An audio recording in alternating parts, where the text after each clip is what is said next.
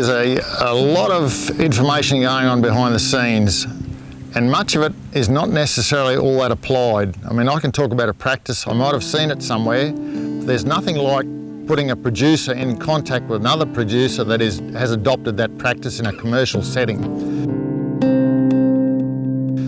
So I make a big effort to build those networks between producers, because you can't assume just because another producer lives in the same district that the person you're working with knows them, because often they don't.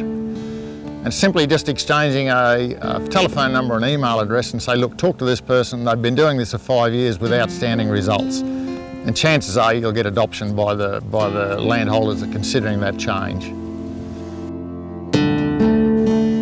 The other thing that is particularly tough in all agriculture is when natural disasters hit, whether they're floods, whether they're protracted and severe droughts, or whether they're fires, which often go hand in hand with droughts. And there's a lot of mental stress, a lot of mental health problems that are going on with producers in that situation. It's really important that networks are maintained. And often it's not a matter of the extension officer creating those networks. I mean, you might play a part in it, but if you can get groups of people to communicate with each other, and I mean, it used to be face-to-face, now it may be online, or it may be at just a social barbecue at one producer's place where they invite other people to come in.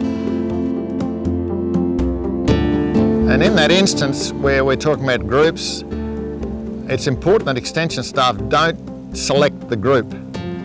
The producers have to self-select the group, because you don't know all the social networks and all the baggage that may be there. It may not be there either, but oftentimes there is.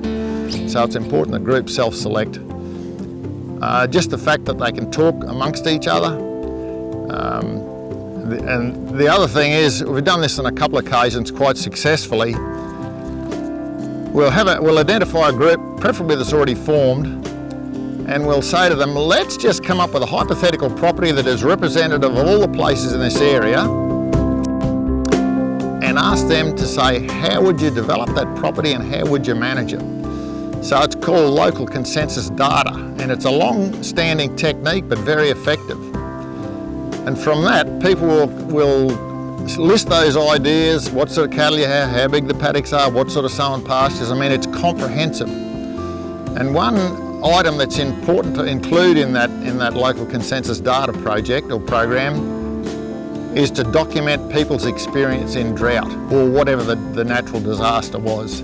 So the next time that event reoccurs, they can go back to this and say, what did we do in the last drought or the last flood? What worked and what didn't work? And that's a very powerful tool.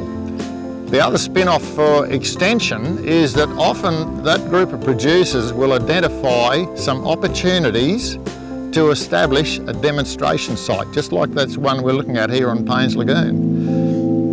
And often if it's an environmental one or a production one, often you can get funding to actually establish them. I should emphasise, not all demonstration sites need external funding.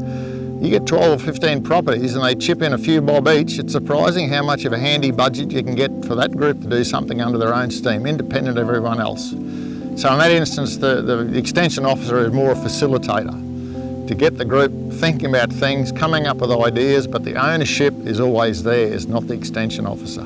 Very powerful tool.